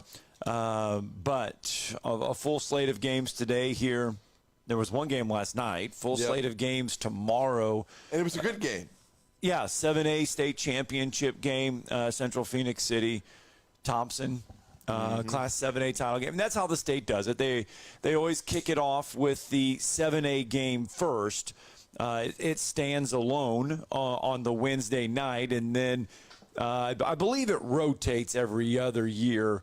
It always goes 1A, not in that order, but 1A, 3A, 5A will play on one day, and then 2, 4, and 6 will play on the next day. And this year it sets up for the 1, 3, and 5 to play today. Tomorrow, not in that order, but the 2, 4, and 6, I believe, will play tomorrow. Is that right? Well, the last couple of years of these, and they may have settled in on this, the 6A has been the last game, so they've gone with the same format each. And then that way, and it is a little easier because if you're in a certain classification, you already know well ahead of time, okay, if we get to the Super 7, we're going like to play Coach at this day was and talking time. about yesterday, it's a short week. Right. Because you play on Friday, and then like he said, it's almost 2 days because you're playing so early on a Thursday, but you know you have X amount of time to prepare. But again, I also go back to Patrick Nix. I was watching some of the coverage last night, and he, of course, was talking, this was pregame during the week, like, look, you don't reinvent the wheel at this point. He goes, we've even been here before, and I think we tried to do too much. You are who you are. You just go out and play, and it comes down to executing. Right. Don't turn the football over and find a way to win the game. Now, and they've had an extra week, though. We got to say the 7A's had an 7A, extra week to prepare because they don't have as many rounds in the football playoffs. They have one less round. That's why they always kick it off on Wednesday because they only have 4 rounds, not 5. And so they didn't play this past Friday. They got a few extra days to prepare for the for that Wednesday game. And so, again, that's the one advantage 7A teams have. I don't know if it'll stay that way always. I mean, it's going to be interesting to see. Unless they get more 7A teams. Yeah, I mean, and there hasn't been a lot of expansion into that as far as adding teams. So at this point in time, the only other thing that will be interesting is the future of the Super 7, Scott, is with this expanded playoff and with Alabama and Auburn, hoping to be contenders each and every year, eventually one or both may have first-round games. And so they may have to pivot as far as location goes, and that's why, UAB's in the rotation as well. It'll be interesting if they keep rotating it like this or if a UAB becomes the permanent spot because, again, UAB, there may be a year where UAB makes the playoff as maybe a group of 5, but Alabama and Auburn should definitely be in the mix. All right, let's go to Randy real fast on the phone lines. Good morning, Randy. Morning, Randy. Good morning, fellas. How y'all doing this morning? We're doing good. We're doing good. At least we got a good night's sleep. We did get a good night's sleep. Cannot say we got a good breakfast here at the hotel. No. So no. Yep. Hey, let me talk a little bit about Georgia and Florida State right quick. Okay. Hey, Scott, Drew, I don't think Georgia had no dogfight in this. Do you? I mean, they had their chance to win it. Do I think Georgia's still one of the 4 best teams? Yes. Well, I mean, I seen where Kirby talked about his team ought to have been in there. Well, your team had a chance to be in there. Yeah. No, you're right. Hey, look, I still think Georgia's one of the 4 best teams. Now, does that mean that they deserve to be in the playoffs? Right. No, I still think if you put Georgia up against any one of the 4 that's in that field, you can make an argument. You can make an argument for it. But unfortunately, the argument and the roadblock is they lost in the SEC championship game. And like Josh Pate said, Randy, he said this was an unusual year. This was a unique season. Well, see, that was my next question about Florida State. I think if you put them up against either one of these teams, they would lose. And I think they're going to lose in the Orange Bowl to Georgia. And Randy, you bring up a point that I don't think a lot of people think about too, and it's also what the committee says. And we get caught up in it as well as fans, and this is where we have to separate ourselves. We sit here and say, well, you know what? If this team goes up against that team, they're going to lose or they're going to win. And I think that's what has people the most upset is the fact that when we say if Florida State went up against Texas, they would lose. Or if Florida State went up against Alabama, they would lose. Look. But look here. Well, I don't think, though, we can get caught up in saying that. And, I mean, because that – go ahead, Do Randy. you remember, what was it, 4 years ago, Auburn went undefeated? Yes. And they didn't put them in there? Auburn In was 2004. Then a better team than Florida State is now. In 2004, and we talked about that yesterday for a minute. In 2004, Auburn got left out of the BCS. There was only 2 teams, not 4. It was Oklahoma and USC. USC was by far the number 1 team. Oklahoma was number 2 in that scenario. Auburn was 3, and they got left out because at the beginning of the year, Auburn wasn't even inside the top 25. They weren't even They weren't even there. They weren't even considered to be a BCS contender, but they were. And that wasn't their fault. They came in. They came, from the back of the pack to be highly ranked. But unfortunately for them, USC and Oklahoma were undefeated. Let me ask you this though: in 2004, the SEC is where it is right now, though, is it? It wasn't dominating the sport yet. Right. Now, it was getting to the point where it would, but it wasn't considered as strong, as it ended up being. 3 and 4 years down the road. That Auburn team was one of the first because USC's run was about to end because of Will Ferrell and Snoop Dogg and everybody coming to practice. And now today that would be, you'd be celebrating that. They'd be celebrating that. He could do whatever the hell he wanted. But running that loose a ship now, back then, was a disaster. And so it really hurt USC. How in the world did Louisville ever get in there? Well, their league just isn't very good. It's just not. And that's what hurt Florida State the most. The ACC just being down. Now, if they had been in the SEC, which is where they really want to be now, but they didn't want to be back in the early 90s, they'd have lost 3 or 4 games anyway. We wouldn't even be having this conversation. Well, I know, and they're pounding their chest saying, hey, look, we beat the SEC head-to-head. But Miami beat a Texas A&M team that we all know was, at best. Well, they're going to get their chance to play the SEC again, and then they can look and say, well, we wasn't good enough to be in there. Because I don't see them beating Georgia. You're right, Randy. All right, Randy, thanks for the phone call, bud. Thank you. All right, we got to get a break in. Always good to hear from Randy. Chief Tuscaloosa, by the way. And we're in Tuscaloosa. And we're in there. We had to work that in there. All right, got to get a little break in. We will talk high school football playoffs coming up next.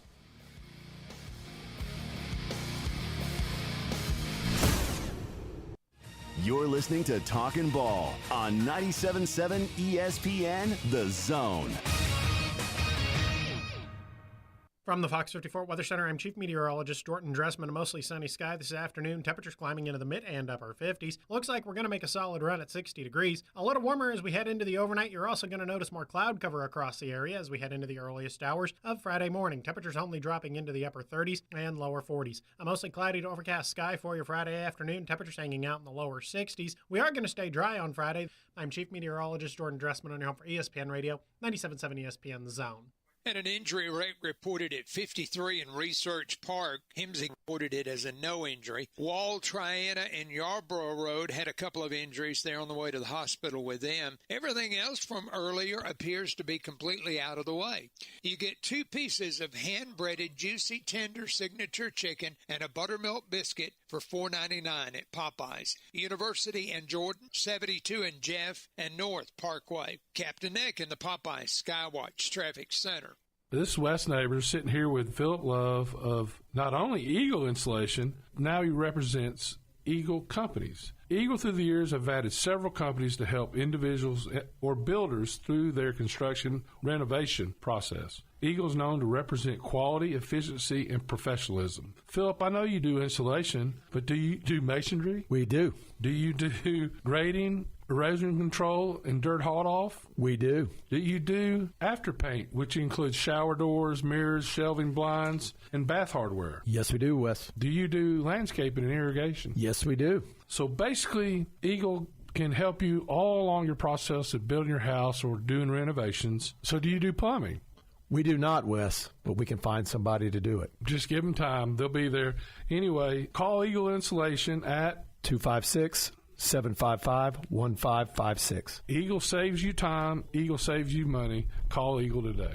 Thanks, Wes. Work injuries happen in Alabama all the time, whether it's an accident at work, getting injured, lifting heavy objects, hurting your hands on a machine, or just performing the same movement over and over until your body breaks down. But when it happens, there's only one law firm to call in Alabama. That's Pond, Lehocky, Giordano. For personalized legal support, reach out to Pond Lehocky at 855-774-3838 or pondlehocky.com. No representation is made that the quality of the legal services to be performed is greater than the quality of legal services performed by other lawyers. From heirloom diamonds to contemporary jewels, Loring & Company is the place to find something truly special. Whether shopping for a diamond ring for that once-in-a-lifetime occasion or marking a milestone birthday or personal achievement with a Rolex watch, you'll find just the thing in our edit of the world's most sought-after brands, including David Yurman, Roberto Coin, Marco Bicego, and Fopay. Expect a treasure trove of the world's most unique, even breathtaking earrings, rings, necklaces, and bracelets, making choosing just one piece a challenge in itself. Loring & Company Jewelers on Airport Road.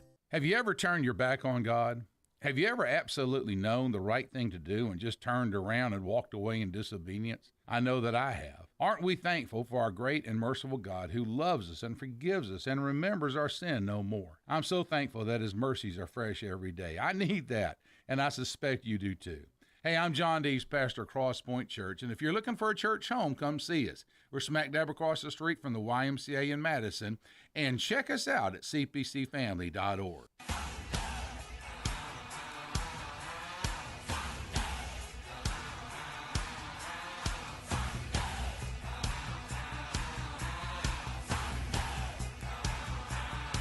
Oh, there we are. Welcome back. Talking Ball on 97.7 ESPN The Zone. Scott Tyson, Drew DeArmond. We are hanging out here in Tuscaloosa ahead of today's Class 3A state championship game, a game that you will hear right here on 97.7 ESPN The Zone as they will take on Mobile Christian. That'll get today's action started at 11 a.m.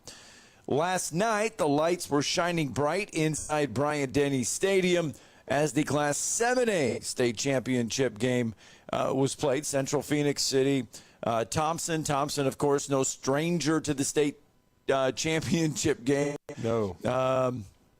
And this one does go the way of Central Phoenix City, though. They stopped Thompson's run last night. Yeah, they were trying to, tie a state record. They were trying to win 5 in a row. They'd been to 6 straight state championships, but the team that had defeated them, previously, Central Phoenix City under Jamie Dubose, this time under Patrick Nix, they defeat the Thompson Warriors last night, 21-19. It was an outstanding game, and we're going to get some thoughts about that and the Super 7 this week from one of my favorite people in the business, connected with him, as he has been a long-time part of the AHSAA radio network. He's also now host of The Final Drive on WNSP. I've been a part of that show many times in Mobile, Alabama, from 3 to 6 each Monday through Friday. And he is here in Tuscaloosa. His office has been the press box and the sideline for this Super 7, and that's Corey LeBounty, and he's been kind enough to join us for this segment here on Talking Ball this morning. Corey, man, it's always great to have you. You're Drew and Scott. Good morning. Good morning, guys. Thank you so much for having me. It's always a pleasure this time of year to be talking high school state championship. It really is, man. What was it like last night? That 7A crowd, 7A game usually draws a little bit of excitement, a little bit of fanfare. What was it like last night? You would have liked to have seen a larger crowd, but of course there were other things going on in Tuscaloosa with politics that were in town. But I will say this, you win 4 straight state championships, and your fan base, you would think they would get a little spoiled. Not so with the Thompson Warriors program. They continue to support the band, the cheerleaders, the football team. They just have a football factory over there at Thompson. Came up short last night. Central of Phoenix City was really able to control the game early, guys, and by jumping on Thompson early and not allowing them to get into any type of offensive rhythm, it made a huge difference in Thompson just playing catch-up the entire game. And Andrew Alford for Central of Phoenix City wound up being 10 out of 17 for 203 yards, and the back Tristan Williams rushed for 127 yards. But as a whole, it was an outstanding game with Thompson having an opportunity to go ahead on a field goal, but missing there probably with about 4 minutes left to go in the fourth quarter. Yeah, I had a chance to tune in via my phone there, Corey, and they did with less than 4 minutes to go. They had tried to drive down and kick a last-minute field. We know what happened a few years ago against Auburn with Thompson. They never say die, but certainly, Coach Nick's squad got the stop. And I thought, just watching the game, I got to see a majority of it. That for most of this game, you already kind of mentioned it, though, the offensive and defensive lines, the trenches was controlled by Central of Phoenix City, but turnovers were kind of the story as well, as I think both squads had trouble holding on to the ball, especially early. Central fumbled 3 times and threw an interception, and Thompson lost the fumble and was intercepted once. So a lot of turnovers, not in a game you thought would be played a little bit cleaner, especially from a 7A standpoint. But at the end of the day, I mean, everyone's heard about the 5-star wide receiver in Cam Coleman, and he delivered at the end of the game 5 receptions, 143 yards, and was named the most valuable player of the 7A state championship game. And it was just a matter of him breaking, and he was able to break loose, and that was huge.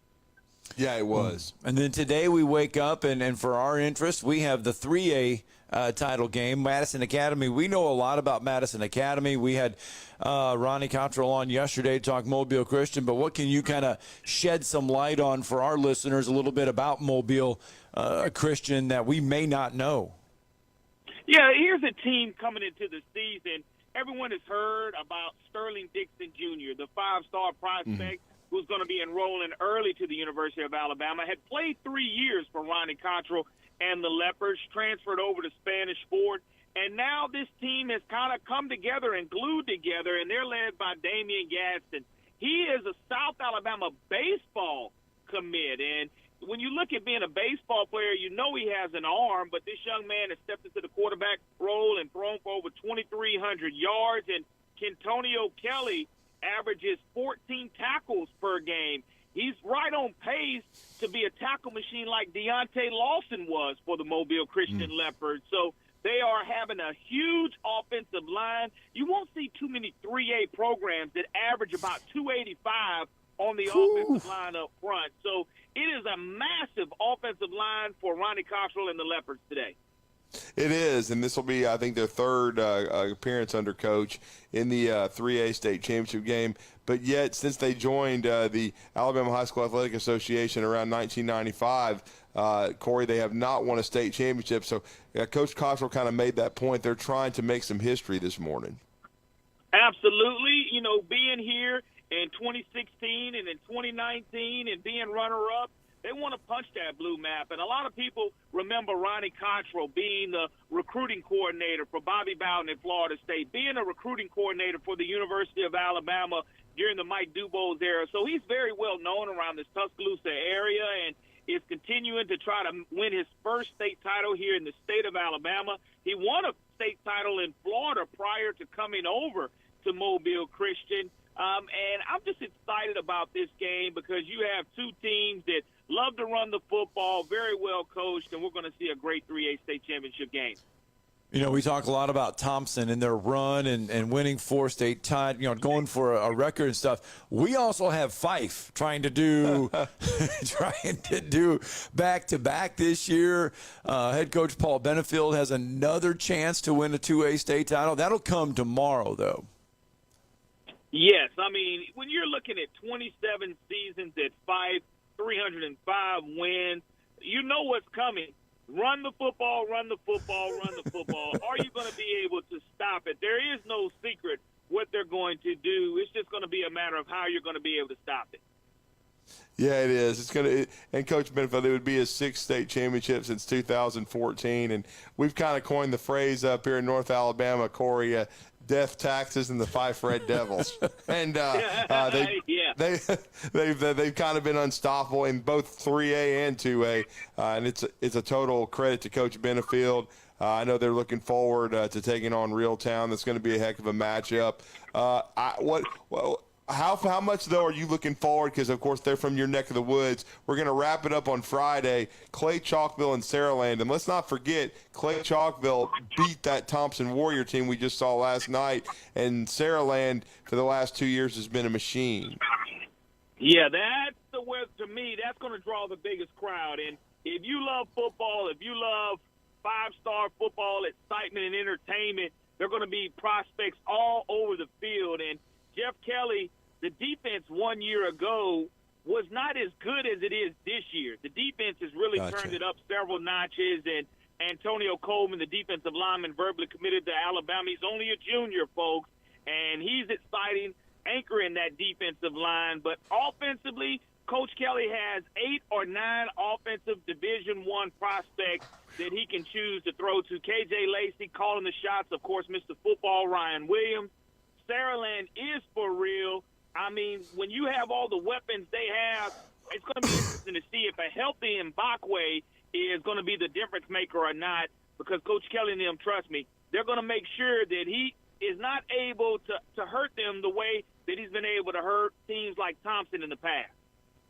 And is there any other, what are your thoughts on the 5A game? Because, again, Ramsey, I was over at Ramsey High School this week for basketball. They played Huntsville High. They don't have they've got about at least 3 football players still playing, so they didn't have their whole squad. But Ramsey, and one of those, of course, is QB Reese. That's a middle linebacker committed to Alabama. But talk about Ramsey trying to repeat in 5A. Well, that's going to be the key. I mean, they've been there and done that. They've already been here. Go Shores, this is their first ever championship appearance. And when you get in a 100,000 seat stadium, you came last night, you looked at it and saw it for yourself. But when you put those pads on and you're on the field, there's nothing like the experience of having been there before. And I tell you, Ramsey's done a tremendous job. Ronnie Jackson is getting the job done, and Gulf Shores is going to have their hands full. But Mark Husband, he's no stranger to big games. Mm-hmm. He has Brian Van Gorth, a former defensive coordinator here at Auburn, and he's got a great staff as well. Ronnie Royal, verbally committed to North Carolina State. Kingston Lowe, verbally committed to North Alabama. So you're going to see an exciting game in that one as well. But I just think at the end of the day, experience is going to be huge until you get hit in the mouth, and we'll see how the Dolphins respond. Yeah, and then, of course, the 1A game, there was a little bit of an upset because I think everybody was anticipating Alvin Henderson and Elba being there, but we just had a caller that was there, told us how kind of that ended. Leroy, who's been a perennial power, knocked them out, and now they're going to play Coosa Christian. And we know the story with Coosa. They had the controversy where they had to forfeit some games early in the year, but they've kind of used that as a chip on their shoulder and fuel to get to this 1A game that will be played this afternoon. Yeah, I'm looking forward. I'll be on the call of that one as well. Leroy, you're defending state champions without their head coach who is serving our country. He got called up That's from awesome. a reserve standpoint. So to serve the country, that part is tremendous, and the team has rallied around that. And Coosa Christian, their head coach is a former Navy SEAL, so the discipline by both of these teams, Mark O'Brien in 7 seasons there, has really turned that program around and has been instrumental in what they want to do. But it's going to be fun to see Braden Huebner throw the ball around. In 1A, you see a lot of kids play both ways. Not the case for Coosa Christian. They have 45 to 50 guys on their roster to where they can go too deep at different positions. So Leroy, been there, done that. Many state championships are there for them, but they're playing for their head coach. They certainly are, and that's an awesome thing he's doing to serve in our country. And you do a great job for the AHSAA Radio Network, also on the Final Drive on WNSP from 3 to 6, Monday through Friday. But I know your office this week, that's a palatial one. And, Bryant-Denny Stadium all week long, but I know you're going to be here for all of the Super 7. We really appreciate your time, man, and continued success. And thank you for joining us and talking a little high school football. We're looking forward to being there later this morning. Drew, always a pleasure. Thank you so much for having me. You guys have a blessed day. All right, thanks, Corey. Let's get that final break in. Shane Sean, I know you're holding. We'll get to you right after the break.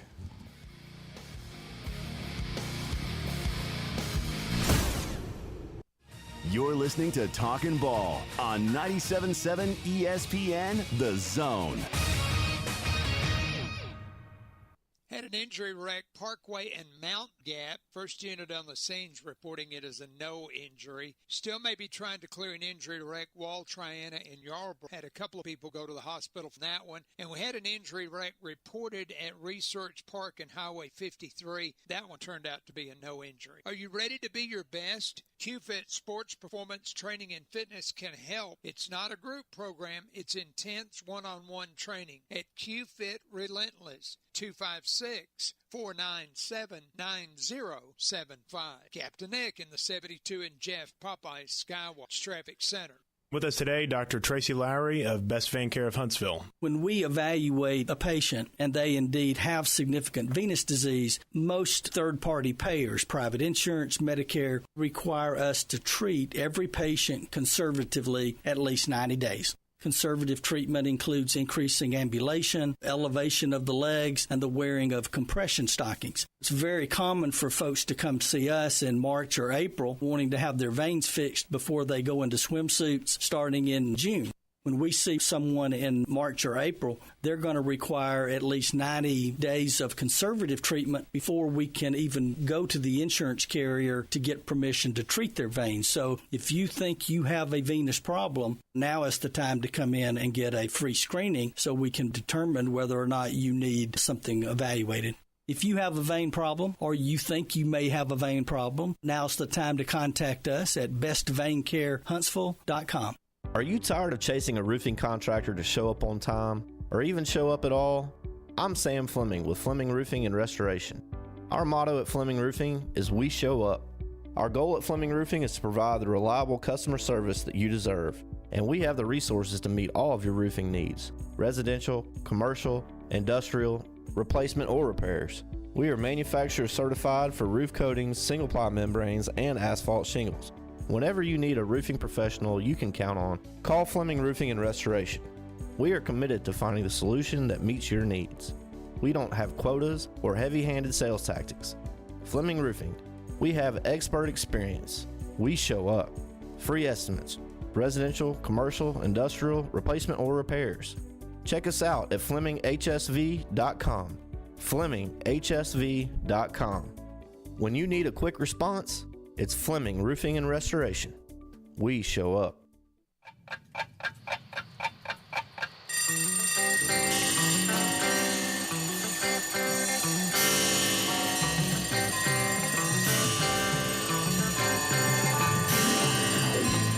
It's time for tomorrow's headlines today with Scott Tyson and Drew DeArmond on 97.7 ESPN The Zone. All right, time does keep on slipping away into the future for us. It's going to go fast. Shane Sean is with us coming out of the break this morning. Good morning, Shane Sean. Hey, good morning, guys. How are y'all? Good morning, man. How are you? Good. I don't know if y'all remember or not from Fife. You remember Peyton Anderson? Yeah, and his brother is a monster. Yeah. Well, my boss is his stepdad, and I worked for him and his mom, and of course I grew up. I mean, I've worked for him since '09, and I watched Peyton come up and play, and his little brother Logan. Every time he was playing Pee Wee football, then everybody was bragging on Peyton how good he's doing. Logan would just laugh and say, I'm going to break every record he has. I'm going to be way better than him. And I mean, it was just funny, and he has come out and done it. Yeah. Logan is a flat-out beast. He is, and he's recovered from a major knee injury, and it looks like he's as good as new. Yep. He missed the first game. He missed the Geraldine game, the only game they lost this year. He didn't get to play. So he didn't play. I'm glad you just cut. I wondered if he did. So that's been confirmed. He did not play. He did not play in that game, and honestly, he lost. He was kind of honestly. I don't know if I should be saying this or not. He's kind of scared, afraid he's going to re-injure himself. So he's It's common. Yeah, that's common with the knee. Yeah. He was very conservative the first few games, and then after that, he got his confidence back. And there's Reeltown. I'm not just saying this. They don't stand a chance tomorrow. They just don't. Yeah. All right, Shane Sean. You cannot tackle number 24. No, you can't. He had 7 touchdowns in one playoff Thanks for the phone game, call. I want to get one more in. We're short on time, but I want to get one more in.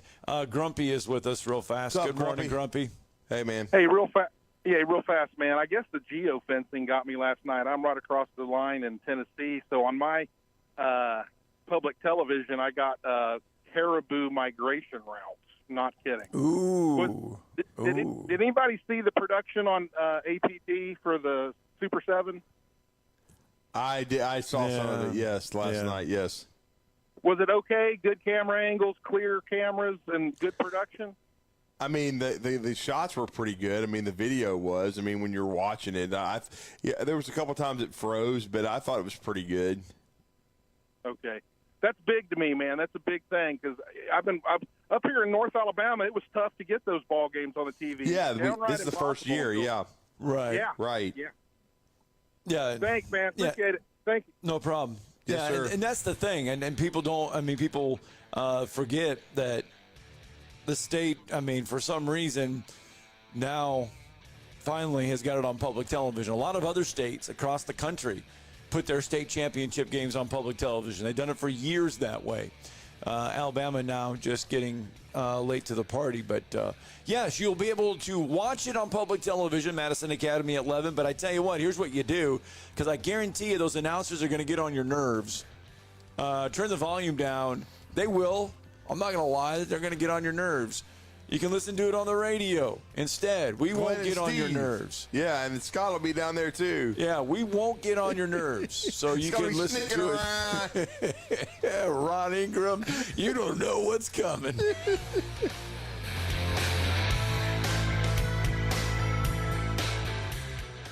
Chapman Commercial Realty, your source for Alabama commercial real estate. Chapman Commercial Realty has the experience and expertise you're looking for when making commercial real estate decisions. If it's office space, retail space, investment property, or